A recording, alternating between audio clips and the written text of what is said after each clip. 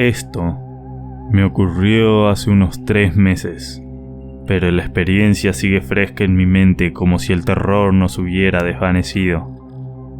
Para comprender la magnitud de lo que viví, necesito darte un poco de contexto. Vivo con dolor crónico debido a una lesión en la espalda que requirió 3 cirugías.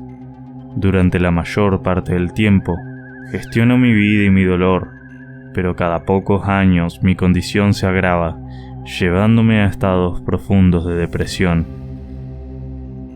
En esos momentos, me enclaustro, evito a mi familia y me convierto en un ermitaño, temiendo que mi dolor me lleve a tomar decisiones desesperadas. Mis seres queridos, aterrorizados, temen lo peor, y por eso, cuando estoy en uno de esos estados, me envían a una sala de emergencia psiquiátrica. El protocolo implica una espera de 3 días, lo que se conoce como una orden 5150.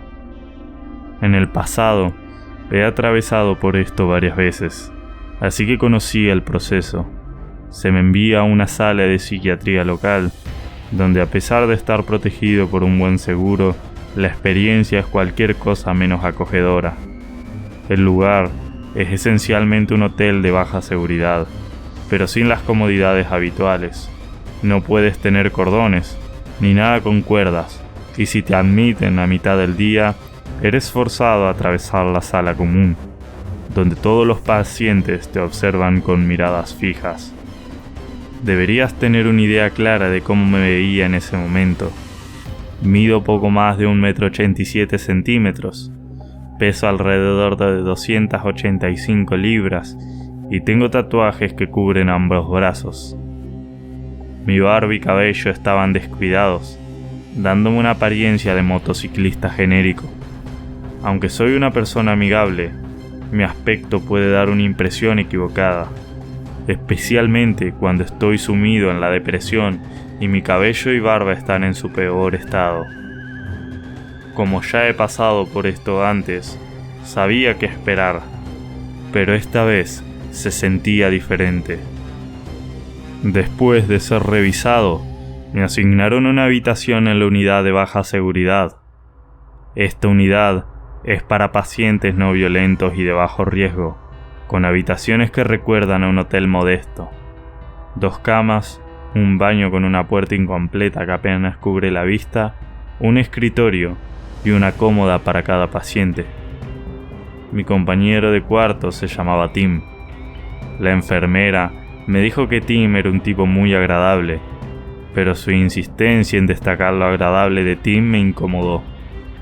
Era alrededor de las 3 de la tarde, cuando Tim estaba profundamente dormido, lo cual no me pareció extraño. Todos toman medicamentos que alteran su sueño.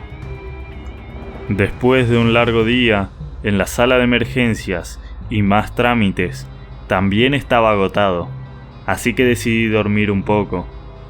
No tengo idea de cuánto tiempo estuve dormido, pero cuando me desperté estaba completamente oscuro. La única luz en la habitación era la tenue luz del pasillo que no se podía apagar. Tim ya estaba despierto y sentado en su cama. Me miró fijamente y al notar mi despertar me saludó con un tono inquietante. «¿Qué pasa, hombre? Soy Brian. Habría saludado antes, pero estabas durmiendo». Su tono era tan neutral, pero su mirada estaba vacía y fija. Intenté ser amigable, ya que creía que era la mejor manera de sobrellevar la situación. A medida que avanzaba la noche, Tim comenzó a hablar de los médicos y enfermeras como si fueran demonios. De inmediato me hizo sentir incómodo, pero lo dejé pasar pensando que estaba cansado y que su comportamiento extraño era simplemente una manifestación de su estado. Le mencioné que estaba cansado y que me iba a dormir. Pensé que estaba seguro con un compañero de cuarto como Tim, que parecía pequeño y no representaba una amenaza. A la mañana siguiente, Tim y yo nos sentamos juntos para desayunar. Su comportamiento parecía normal al principio, pero mientras hablábamos, empezó a mirar obsesivamente a una joven llamada Jessica. Ella era una chica joven, quizás de 18 o 19 años, con una actitud amistosa y un aire de vulnerabilidad. Tim la miraba de manera inquietante con una intensidad que me puso los pelos de punta. Cuando Tim empezó a hablar de ella como un ángel, me sentí perturbado. Traté de cortar la conversación con Tim, advirtiéndole que no asustara a Jessica. Él se mostró confundido, como si no entendiera lo que le decía. Durante el resto del día, me distraje con actividades comunes, reuniones, charlas con médicos y tomar mis medicamentos. Tim continuaba deambulando por el lugar, observándome con una intensidad creciente. Cuando Jessica se acercó para charlar conmigo sobre mis tatuajes, Tim se mostró inquieto, paseando cerca y lanzando miradas furtivas. No le di mucha importancia, pensando que Tim estaba simplemente pasando un mal momento. Más tarde, Jessica me dijo que iría a darse una ducha antes de cenar. En el baño, que tenía una media puerta, noté que Tim se quedó parado frente a ella, justo fuera de mi vista. La ansiedad comenzó a calar en mí, ya que podía escuchar su respiración irregular y angustiosa. Intenté mantener la calma, pensando que podría estar esperando su turno para el baño. Pero luego, Tim empezó a gritar: «¡Eres Satán! ¡Eres Lucifer!», repetidamente. La situación se volvió aterradora. El sonido era ensordecedor, y las puertas del dormitorio eran lo suficientemente gruesas como para amortiguar el ruido de los gritos, pero no lo suficiente como para evitar que me sintiera atrapado en una pesadilla. La tensión se volvió insoportable cuando Tim empezó a golpear la puerta con fuerza. Sentía que no podía hacer nada sin ponerme en peligro de ser encerrado en una habitación de aislamiento. Finalmente, Tim dejó de gritar y se alejó. Me vestí rápidamente y busqué una enfermera para reportar lo sucedido. Mi corazón latía desbocado mientras le contaba a la enfermera los eventos que habían tenido lugar. La enfermera me trasladó a una habitación diferente de inmediato. No volví a ver a Tim esa noche, pero el miedo persistió. La noche fue una vigilia interminable, marcada por el eco de los gritos de Tim que resonaban en mi mente. No había relojes en la unidad, así que perdí la noción del tiempo, pero los gritos y el caos se grabaron en mi memoria como una pesadilla interminable. A la mañana siguiente, me sorprendió encontrar al médico esperando por mí antes de la hora habitual. Me llevó a una sala de entrevistas donde me preguntó detalladamente sobre mis interacciones con Tim. Después de relatar todo, el médico me informó que Tim sería transferido a otro hospital. Me tranquilizó un poco, aunque sentí una punzada de culpabilidad al pensar que podría haber interpretado mal la situación. Mi estancia terminó sin más incidentes y me sentí aliviado de poder irme. Mi abuela vino a recogerme, pero noté una expresión preocupada en su rostro. Los doctores regresaron temprano y me llevaron de nuevo a la sala de entrevistas donde me dieron la noticia final. Tim, en su desesperación, había estado intentando una y otra vez contactar con las enfermeras, preguntando por mí y exigiendo que se le dijera dónde estaba.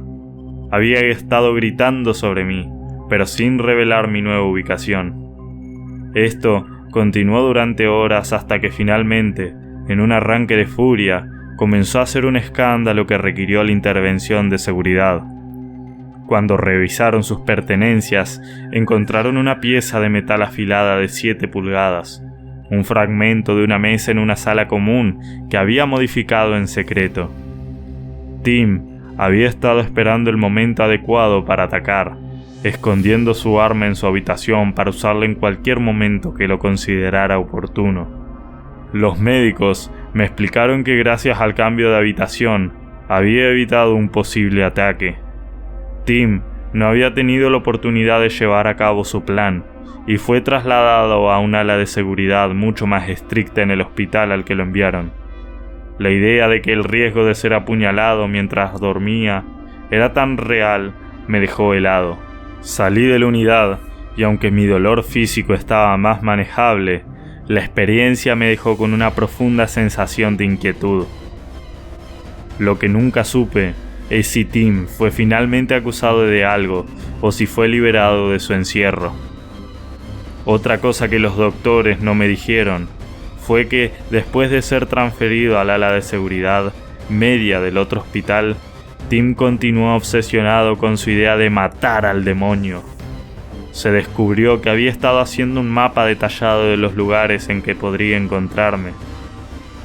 El hecho de que él había creado una serie de garabatos grotescos y perturbadores sobre cómo planeaba hacerme daño fue un hallazgo inquietante para el personal del hospital. Lo más aterrador vino después. 2 semanas después de mi salida, mi abuela recibió una llamada de un número desconocido. La voz en el otro extremo era un desconocido que decía saber sobre mi experiencia con Tim. El hombre dijo que Tim había sido trasladado a una institución aún más restringida, pero en el proceso de su traslado había sido descubierto en posesión de una grabación que había hecho mientras planeaba su ataque. En la grabación, Tim sacaba murmullos frenéticos y perturbadores sobre cómo esperaba el momento adecuado para ver mi sufrimiento y que cada grito de su parte sería un eco del mío. La noche después de la llamada, recibí un mensaje anónimo en mi teléfono. Era una foto en un rincón oscuro de lo que parecía ser una sala común en el hospital. En la esquina, casi imperceptible, había un garabato en la pared, escrito con algo que parecía sangre. Decía: "Te estoy esperando".